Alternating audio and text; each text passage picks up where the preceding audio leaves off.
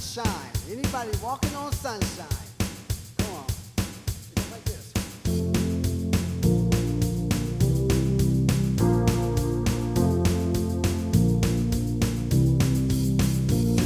I used to think that you loved me. Now, baby, I'm sure. I can't wait till the day that you knock on my door. Now every time I go for the mailbox, I can hold myself back. I can't wait till you call and you know you're coming around. Hey, I'm walking on sunshine. Well, I'm walking on sunshine. Well, I'm walking on sunshine. Well, and don't it feel good? All right, and don't it feel good? All right, hey, I used to think that you loved me. Now I know that it's true. I don't want to spend my whole life waiting around for you. I don't want you back for the weekend, not even for late. But I want you back and I want you to stay. Hey, I'm walking on sunshine. Well, I'm walking on sunshine. Well, I'm walking on sunshine. Well, and don't it feel good? All right, and don't it feel good? All right, I'm walking on sunshine. Well, we're walking on sunshine. Well, we're walking on sunshine.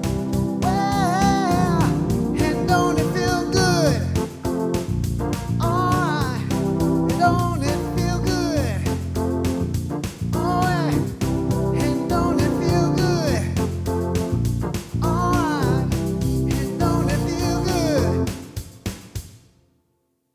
All right, all right.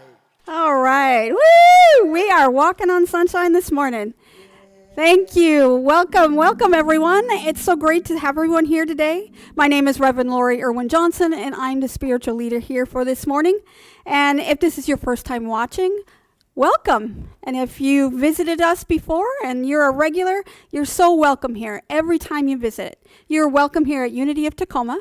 Anytime that you miss us on a Sunday morning, if you can't be here at 10 o'clock, please go to our website at www.unityoftacoma.org, and you can go into messages and click anyone that we've had before today or any previous ones. So please feel free to do that at your leisure. We welcome you anytime. I would like to introduce our musical guest, Morris Catten. You have already heard what he has to offer. He is awesome every single time. Always on task. I love working with him, worked with him for several years, and he is one of my best friends. So I'm so glad that he's here for us today. So thank you for being here. Today we are continuing with our Interfaith series. We are going to be talking about Hinduism today, and so get ready for that. But first, before we start off, we always start off with a prayer. And today's prayer is actually from the Hindu faith, and it's from Swami Vivekananda. And so if you could get into a position of prayer, let us pray. That mother who is manifest in all beings, her we salute. She whom the world declares to be the great Maya, her we salute. Thou giver of all blessings, thou the giver of strength, thou the giver of desires, thou the merciful one, to thee our salutations. Thee we salute, thee we salute. Thou terrible black night, thou the night of delusion, thou the night of death. To thee our salutations. Thee we salute, thee we salute. And so it is. Amen. We're going to have Morris sing us another song, and then we'll come back and we'll go into our message. Just a song of encouragement to believe in yourself. It's good when you have people like Reverend Lori and others to just sometimes encourage you to say that everything's going to be all right.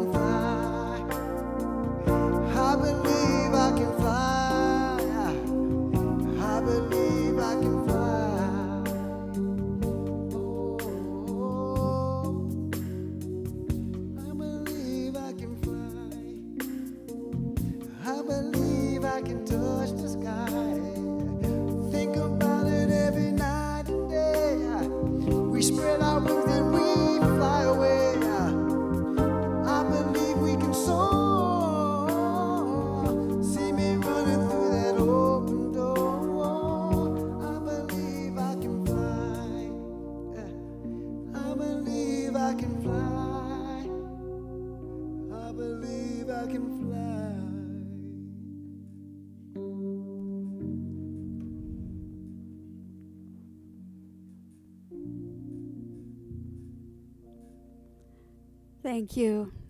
That was just beautiful. Thank you so much.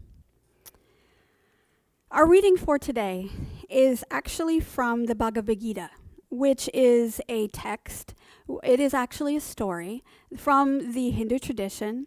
And in this reading specifically, Shiva is talking to Arjuna, and he is explaining to him how he should show goodwill to all people. And he says, "Be fearless and pure. Never waver in your determination or your dedication to the spiritual life. Give freely, be self-controlled, sincere, truthful, loving, and full of the desire to serve. Realize the truth of the scriptures. Learn to be detached and to take joy in renunciation. Do not get angry or harm any living creature, but be compassionate and gentle. Show goodwill to all. Cultivate vigor, patience, purity. Avoid malice and pride. And then, Arjuna, you will achieve your divine destiny. And again, that's from the Bhagavad Gita. Today we are talking about Hinduism, and I wanted to tell a little bit of a story of my experience with Hinduism personally.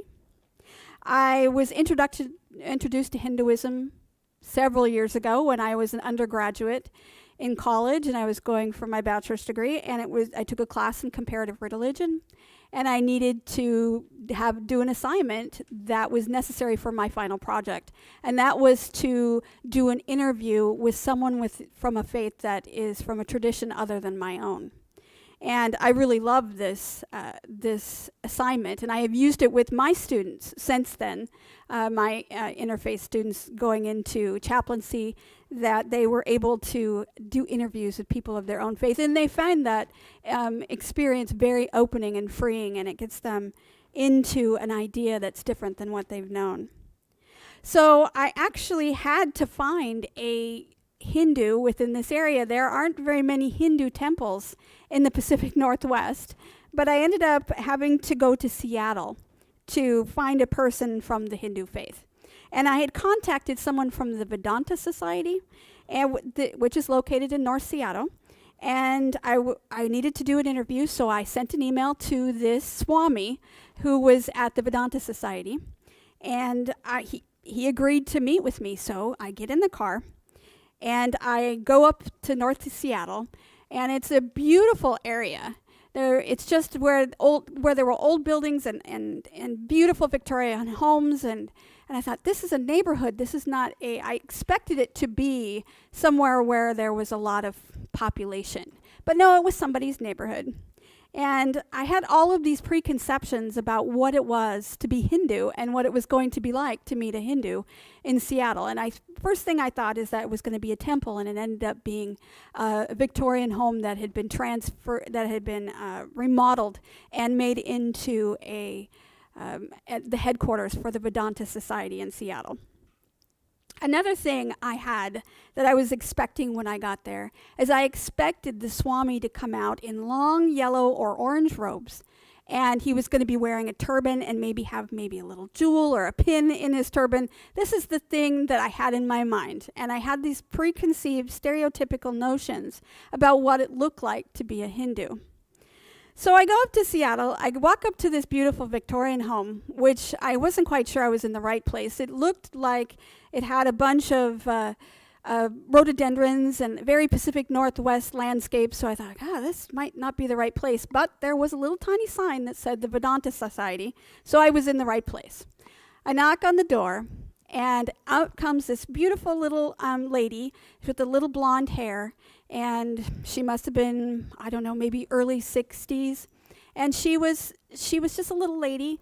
And again, I didn't expect to see a little lady with blonde hair answering the door to the Vedanta Society. I kind of had this preconceived notion that there would be somebody of a maybe Indian descent that would answer the door.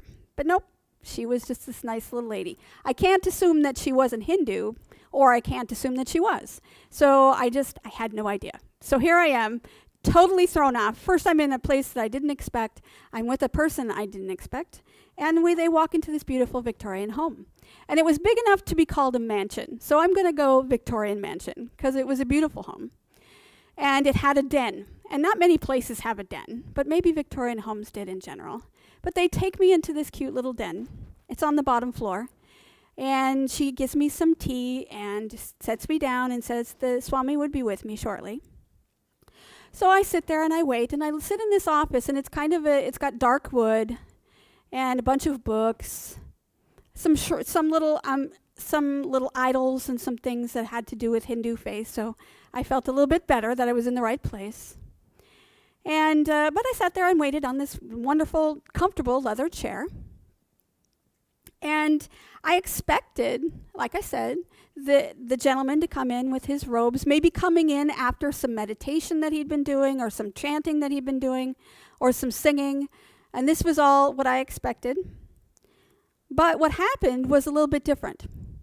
So I was sitting there on this leather chair, and in walks this little man. He was taller than me, so he wasn't, and I'm pretty short, so it's difficult to tell on camera, but I'm only 5'2", but he must have been 5'4" or so. He walks in, slender little man, and again, this time though, my expectations, again, were not met. Here comes this man. I expected robes and a turban. He comes in with plaid trousers and a turtleneck sweater. And I'm like, this is not what I am thinking a Hindu Swami should look like, you know? So I have this stereotypical idea in my mind. So he walks in. He's very nice. And I stand up, and I don't know how to greet him. Do I shake his hand? Do I bow? I don't know. But he shook my hand, and I was like, oh, okay. This is okay. I feel a little bit better now. He asked me to sit, and the interview starts. I had some interview questions that I had to specifically have answered for my project. So we first covered all of those questions. Questions about, you know, what was Hinduism like, and what is the belief system, and what is the history? And so we had to go through all of that. And that took about 15 minutes. It wasn't too long. There weren't too many questions.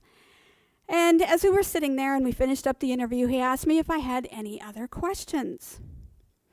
And interestingly enough, I had just started doing yoga and doing meditation, and I had been reading some books. I had read his book. He has a book. If you're interested in that, email me, and I will give you the name of that book, and you can look it up, because it's a wonderful primer on Hinduism. And so here I was sitting with this holy man, and I had started this meditation, and as a spiritual seeker, sometimes we get really impatient. And so as a new spiritual seeker, for me, I was impatient to get to that next level, to get to a space where I was actually enlightened, and I had only been doing this for a couple of months. So I anticipated that my meditation for 6 months was going to give me some kind of enlightenment, which I'm sure he probably snickered at that. But so here I was sitting with this holy man, and I said, yes, I do have a question. I said, how do I become enlightened? Now, this is not an easy question to answer, I'm sure, in the 5 minutes and 10 minutes that we had left of the interview. But I was just frustrated because I expected to sit down, meditate, and all of a sudden I'm going to be enlightened. And that is not the case, apparently. And so I asked him, I said, I am having trouble with all of this chatter, all of this monkey mind stuff, where I sit down and meditate, and I'm constantly thinking, I'm worrying and planning and looking back at the past, and I just can't stay focused. How do I get past all of the worldly things to get into a space of true divine enlightenment? How do I get there? Well, the answer that he gave me was not what I expected. And so everything about the interview, from the walking up to the building to seeing this man, not in his robes, but in a turtleneck, he comes with me with this very down-to-earth answer. And he says, I want you just to live your life. I'm like, that's it? I'm living my life. I'm a mom, I'm a wife, I work, I'm a student, I got all these things, I'm working and I'm living my life, but it seems to be very stressful, and how do I get past that? How do I get beyond that? And he says, take care of your family. Take care of your husband. Be with them, be present. Be good at your job. Take time to improve yourself, to be who you're supposed to be. And this was 20 years ago or so when I did this interview. But the interview's answer is still so fresh in my mind because it rings true. And at the time, I didn't think so. I was really disappointed with my answer. I expected some divine intervention, something to come to me and say, ta-da, this is exactly what I needed to hear. And I didn't go away with that answer that was specifically something that I wanted to hear. He gave me something that was really good advice, actually, and something that today I understand what he was saying. So you see, my meditation, my spirituality is part of who I am. But more in-depth study into spirituality and Hinduism and other things really puts it in perspective when you take it as a study. It is a lifelong study, and it's something that doesn't happen overnight. Surprise, you don't get enlightened the first time. And I came to understand that his advice was really on track. There isn't anything more important than the present moment, the people that you're with right now, the things that you're doing right now. You're living your dharma, and I'll talk about that. You're living your purpose. And this is the most important thing. All of the things in our lives that come via media, social media, the news, anything you see on television or on YouTube, that stuff is just mind chatter. That is things that take up your space that really don't have real meaning. It distracts you from who you truly are on the inside. And to look past all of that, to say that this is entertainment, this is not my life. Because people get so stuck in the wheel of this, I'm angry about what I've read and I don't want to, and I want to interact with people and I want to tell people how I feel, and you get stuck in that. And what you do is you need to let go of all that. You need to focus on what's important. Focus with what right in front of you, because in the end, you want to get off of that wheel of that attraction to other things. You want to get to a space of divinity, of God within yourself, and you can't do that when you're busy focused on other things. Live your life. Focus on your family. Be present with the people you're with. And that is the most important thing. And that's advice that I still take with me today. He was an expert, this Swami, on Hinduism. And he has a wonderful book, like I said. And Hinduism is the world's third largest religion. And it has about 850 million followers. And most of those live in India, but there are several other people throughout the world, as here in the Pacific Northwest and other places, that people live and are practicing Hinduism. It originated in India at about 1500 BC. And Hinduism is a faith where there is one divine source, but there are many gods that people use to worship that one source. So it's not a monotheistic religion per se, where God is the one thing, because you worship other gods to get to that space, but it is a monistic religion where there is the one. And so that's kind of confusing, so I'm not going to stay there very long.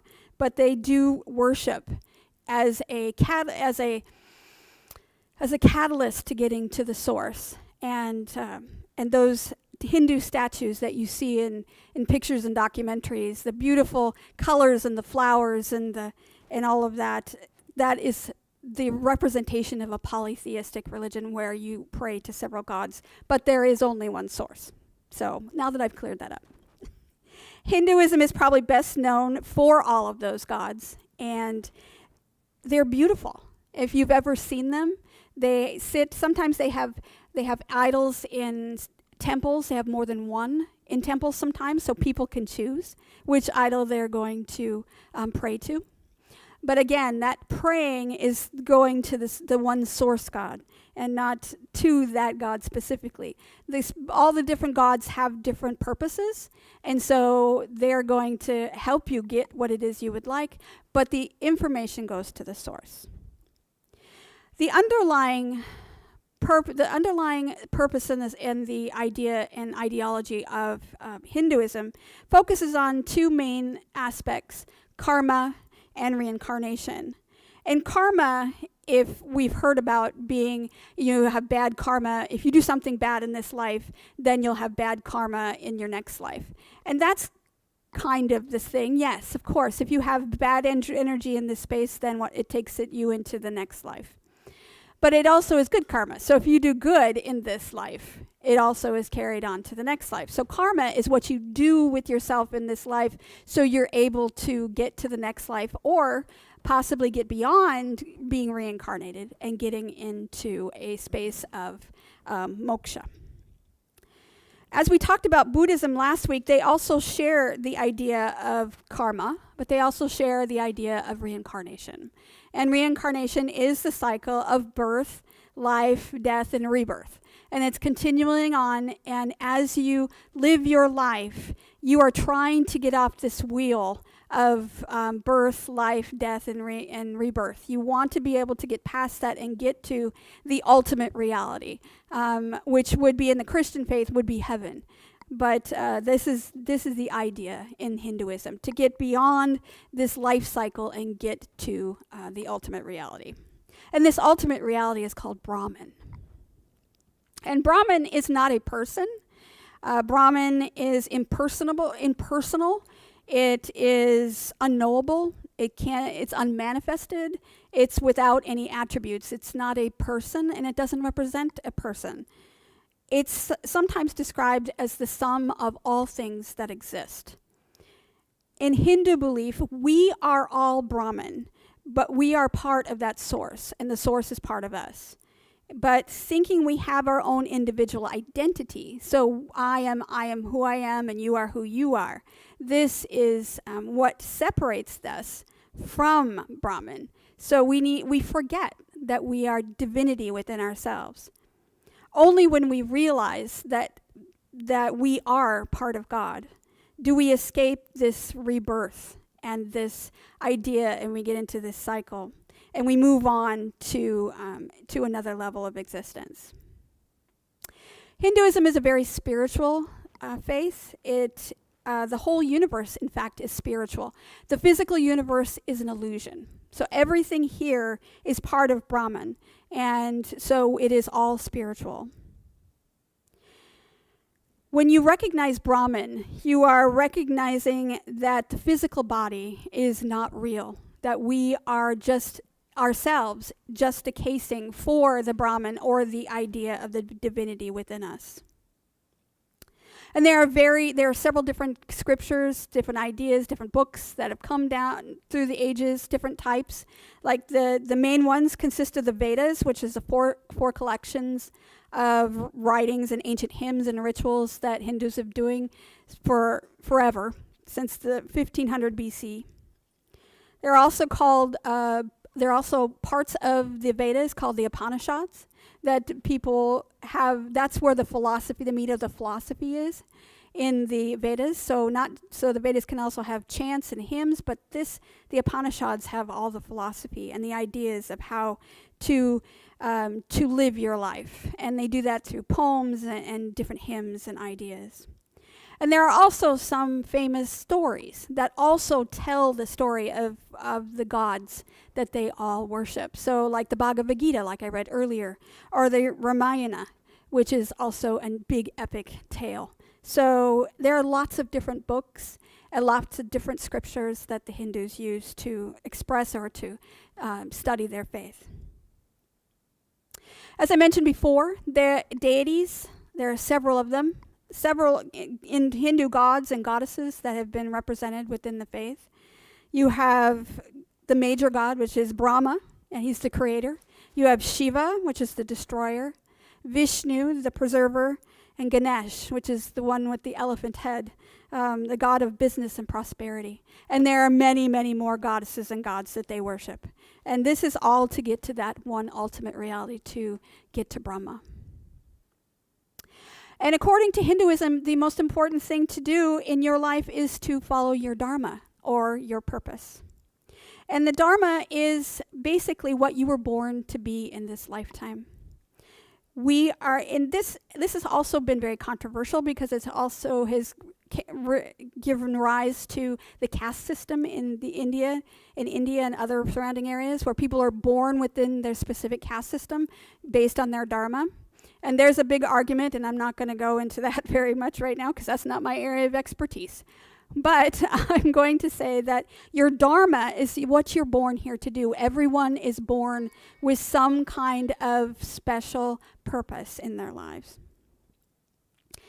At the beginning of the 20th century, there were a number of sages and Hindu priests and swamis that came to the United States to preach and to share what they know about their faith and with others. And there was a great interest in the Eastern philosophy at the turn of that century. People like Swami Vivekananda, which was the end of the 19th century and the early 20th century, and Paramahansa Yogananda, who came right around the before World War I and in that area, and World War II, I'm sorry. And so those are very popular figures in the United States, and they had quite the following, and they would go from city to city to city to do a lot of speaking on the Hindu faith. And Paramahansa Yogananda specifically worked a lot with Jesus, and I'll go into that in a moment. The Vedanta Society in Seattle, the one I went to, was started by Swami Vivekananda, who came, like I said, the first one to come at the end of the 19th century. And he was only alive until he was about 30 years old. And so he did come, but he wasn't here very long. And then following him was Paramahansa Yogananda, and he started a place in the disciples of Paramahansa Yogananda started the Ananda Society, which is also in Seattle and other places around the world. So there were a lot of influence from the Indian Eastern traditions at the earliest 20th century, and it continues to today, where there are still followers of Hindu followers here in the United States that were at one point probably Christian or some other faith that converted to Hinduism. I have followed the writings and the teachings of Paramahansa Yogananda, and he reflected and taught a lot about what Jesus taught. And I've been very fortunate enough to study his book, and it's called The Yoga of Jesus, if you ever get a chance. Understanding the Hidden Teachings of the Gospel. This is a wonderful book to learn about how a Hindu sees Jesus, and it's beautiful and it's inspiring, and you see another point of view, because in the Hindu faith they consider Jesus a saint, and they do worship him in some way, so he is one of those that gets worshipped as well. And in his book, Paramahansa Yogananda says the truths taught by Jesus went far beyond the blind belief, which waxes and wanes under the influence of the paradoxical pronouncements of priest and cynic. Belief is an initial stage of spiritual progress necessary to receive the concept of God. But that concept has to be transposed into conviction, into experience. Belief is the precursor of conviction. One has to believe a thing in order to investigate equitably. Let's try that again. In order to investigate equitably about it. But if one is satisfied only with belief, it becomes dogma, narrow-minded, a preclusion of truth and spiritual progress. What is necessary is to grow in a soil of belief, the harvest of direct experience and a contact with God. That indisputable realization, not mere belief, is what saves people. And that reading then takes me back to my initial ideas and my preconception about Hinduism and my meeting with the Swami so many years ago. It was the initial stages of my belief. I had only cultivated the soil and had planted seeds, but I hadn't seen anything grow yet and nothing to come into fruition. The Swami was really asking me to be patient, to go about my life, to live my dharma, and to find my purpose. And in doing so, I would reach a point in my life where I would begin to see the growth of what I'd planted, the idea of the spiritual life that I wanted to cultivate in my life. It's through this direct experience with God that I realized much, much more about faith. Not just the things that I needed to believe or the scripture I needed to read, but my personal experience with God. And because the divine is present with all things, my family, my friends, with this church and everyone I meet, this realization is the key to getting past this cycle of birth and death and rebirth, and to really get to that point of ultimate reality, to where I am able to be one with the infinite and to be one with my Creator, the Creator God. I hope you enjoyed my story about Hinduism and learning about the Eastern faith tradition. And the following week we'll be going into Taoism, and we'll be talking about that a little bit more in depth. In a few minutes we're going to have a meditation, and will take us through an idea about getting in touch with Brahman. But first we're going to have a song from Morris, and then we'll come back and do meditation. Thank you.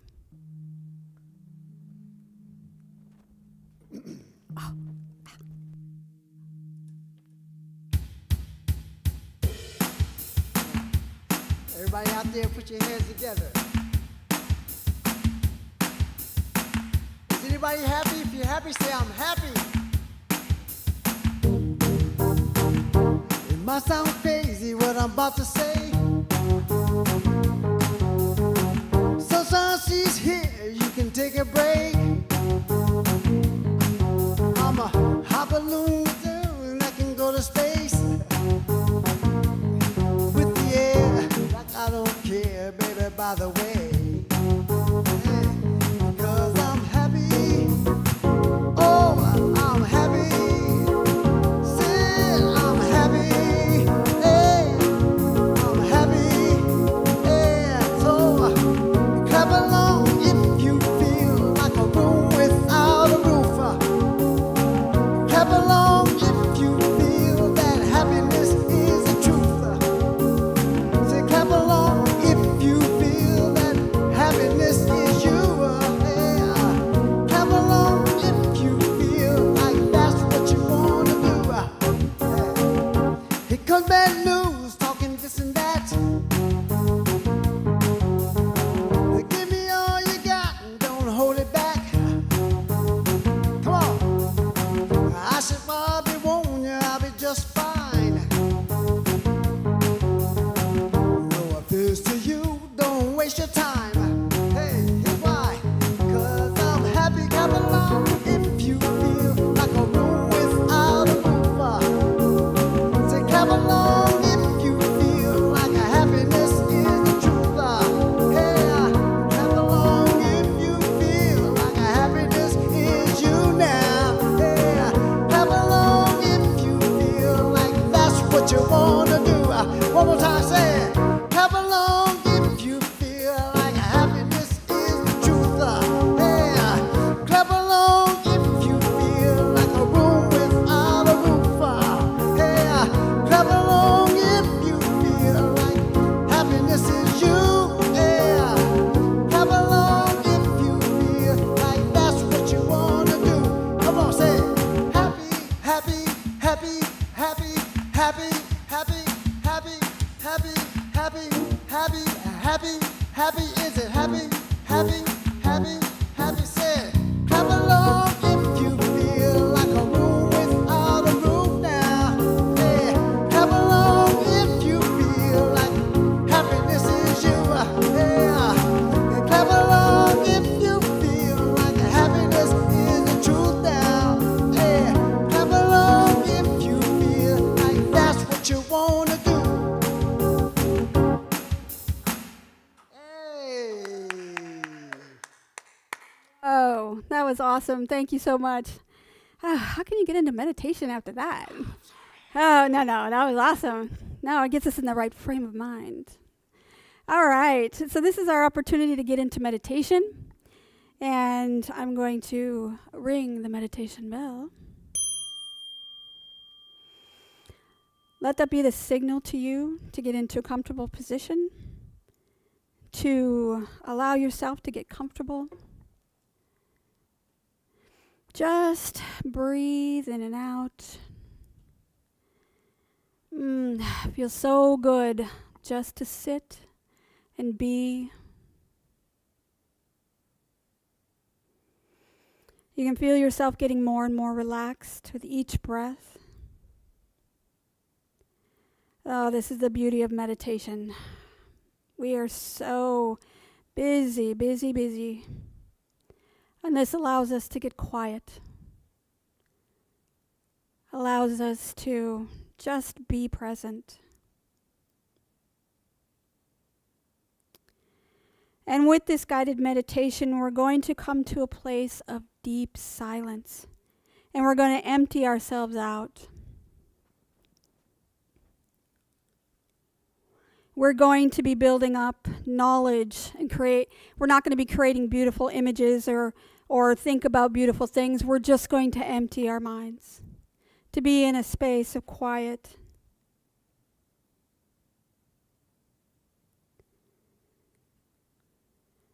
And this is a very simple meditation, something you can do anywhere at any time.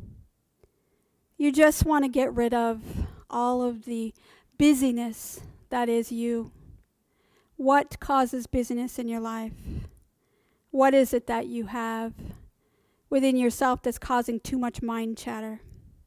Just let that go right now. And we're going to sit in quiet meditation for just a moment. I'm not going to say anything. We're just going to allow this quiet space to develop, to cultivate. It's absolutely wonderful and beautiful. So just get into a space of meditation, breathing in and out, and we'll be quiet for just a moment, and the bell will bring you out of meditation.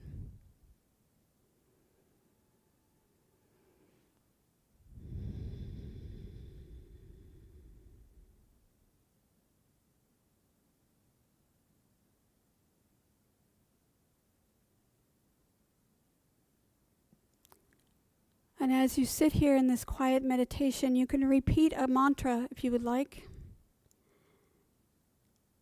The mantra for today is Om Shanti Om. Om Shanti Om. And you can continue to say that quietly to yourself as you sit in meditation, as you allow all things to drop away.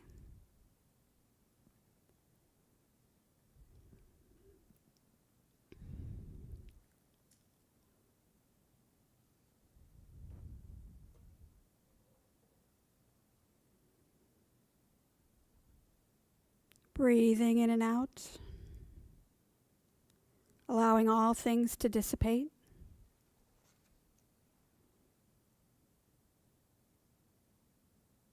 You can imagine yourself emptying yourself out with thoughts and feelings, just being completely empty and open, because beyond the chatter of your mind is your divine self.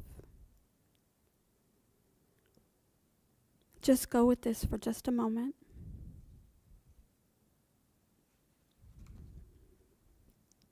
This is the great space of emptiness, the space where you will meet God.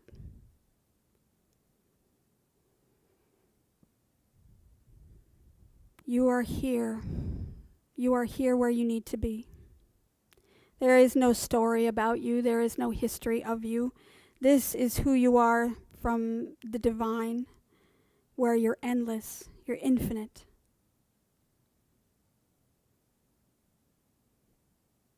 Allow your thoughts to come and go if they are still present.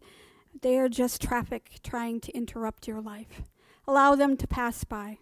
Watch them move like clouds in the sky.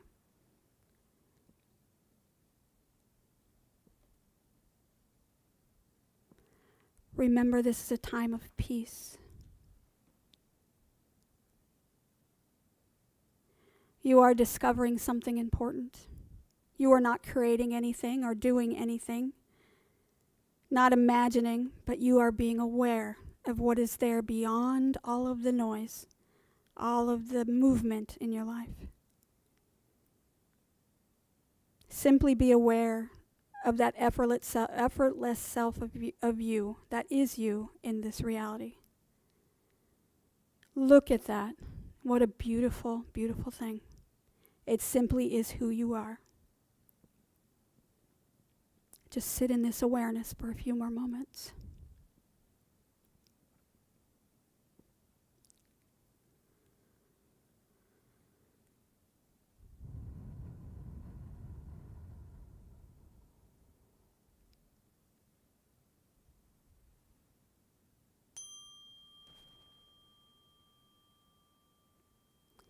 Now, as we come back to our day-to-day consciousness, you can be reminded that this space, this emptiness, this touch with the divine within you is always available. It is your natural self, and you can come back here at any time. And anything that you pushed away or set aside that was part of your life, you can bring that back into your life right now, pick it back up. But you can also leave it where it is for now because it's not going anywhere. And you can continue about your day in peace, in the silence of your own soul.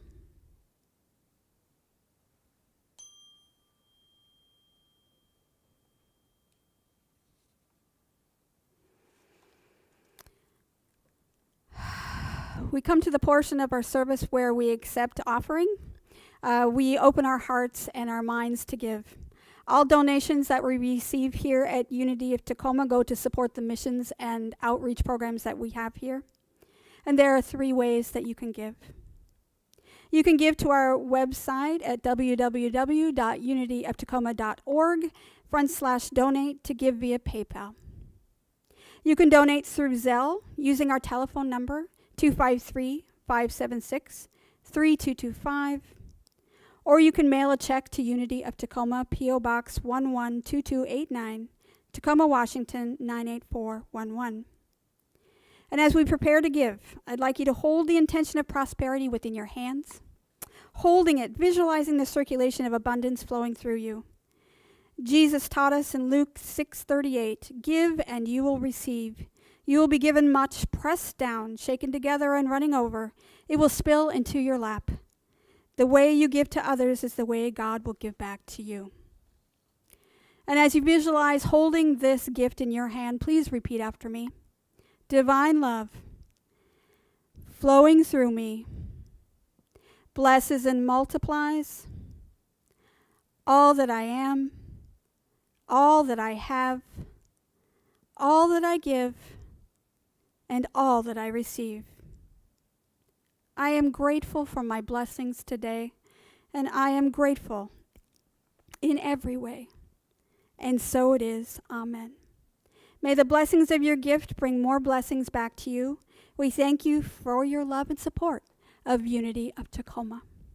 So we have another song from Morris. Just in honor for Labor Day, we're going to put everything in one. We're going to say,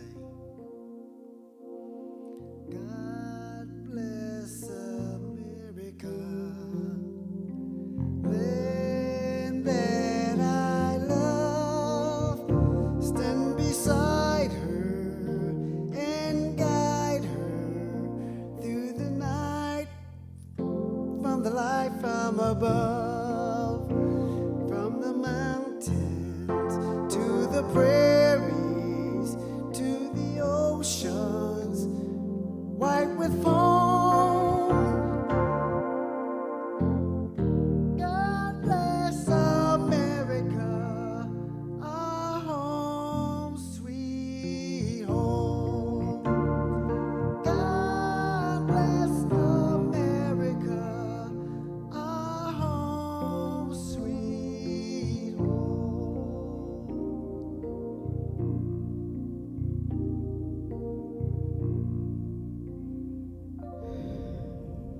Thank you. How appropriate for Labor Day. Thank you. Again, Morris has been awesome today. I'm so excited that he's here. Every time he's here, never disappoints. I have a few announcements, and then I'll take you out with a benediction, and then we'll have our peace song. Our announcements for today: join us next Sunday, September 12th, as we welcome Cindy Akana, and she will be our guest speaker next week. We'll also have musical guest Stefan Plummer. I'll be back on September 19th and to continue our talk on interfaith experience, and we'll be talking about Taoism then.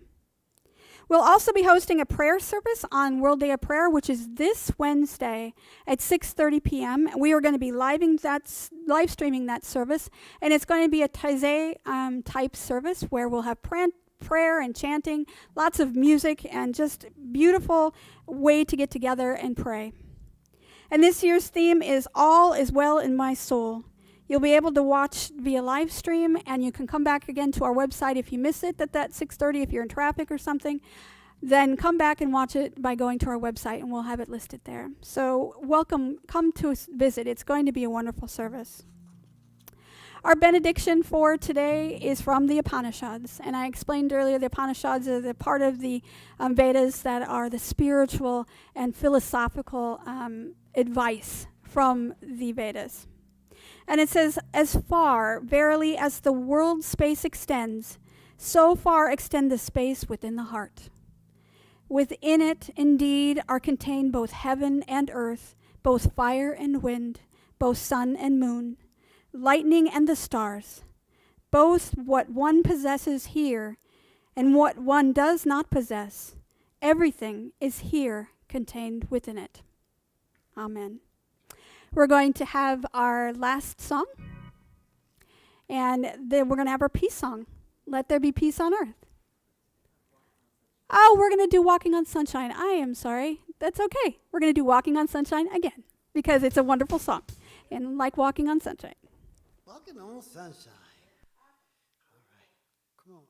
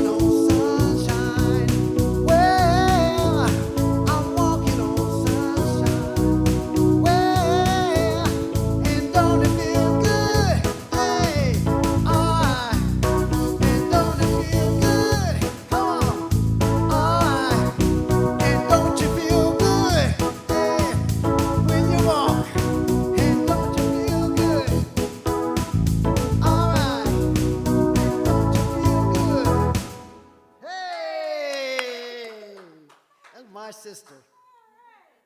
All right, everybody, come back and see us on Wednesday, guys. 6:30.